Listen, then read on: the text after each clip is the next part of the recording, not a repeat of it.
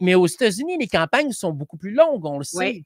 Oui. Et en plus, bien, avec tout ce qui se passe actuellement, c'est très polarisant, c'est biparti. Et là, Donald Trump est là.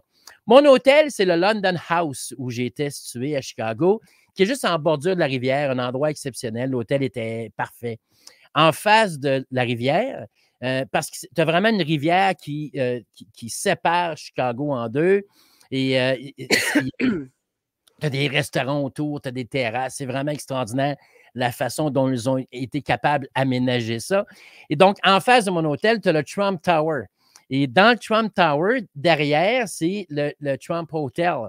Et donc, le vendredi soir, est-ce que c'est le vendredi soir, on se promène, ma conjointe et moi, puis il y a des camions moi, j'appelle ça des camions de sable.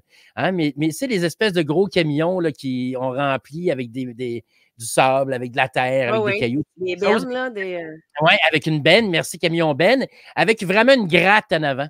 Et il y en a deux devant, avec des voitures de police devant le pont qui est le plus proche.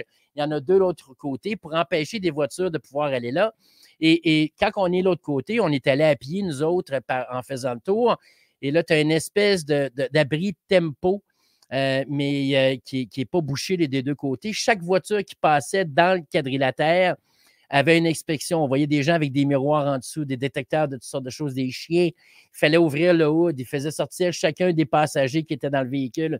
Alors, tu auras compris que ça amène quelque chose de particulier. On sait ce qui est arrivé à Donald Trump dans les derniers mois. Il y a eu 2 attentats officiels. Et puis, puis on sait qu'il y a eu des menaces aussi également qui ont été faites à Chicago là, versus sa présence là-bas.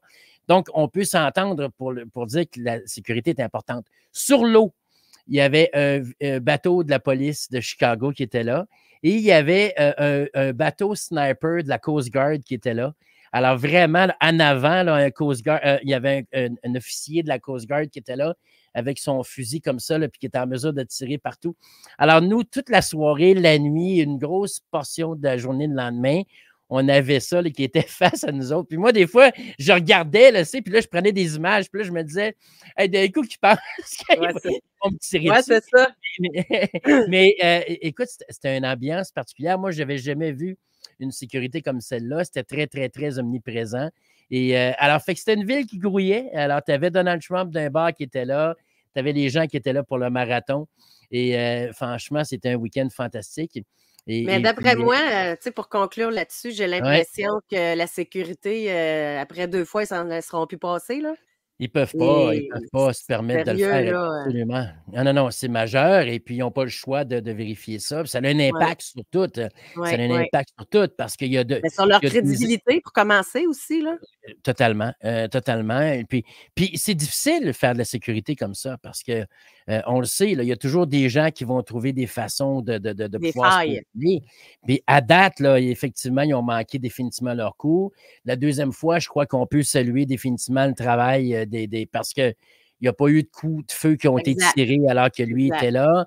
Somme toute, si on ne l'avait pas avisé, il n'aurait pas été au courant. C'est-à-dire qu'ils ont contrôlé finalement tout ça, tant mieux, tant mieux. Ouais. Et puis, mais ça grouillait. En tout cas, franchement, c'est grouillait.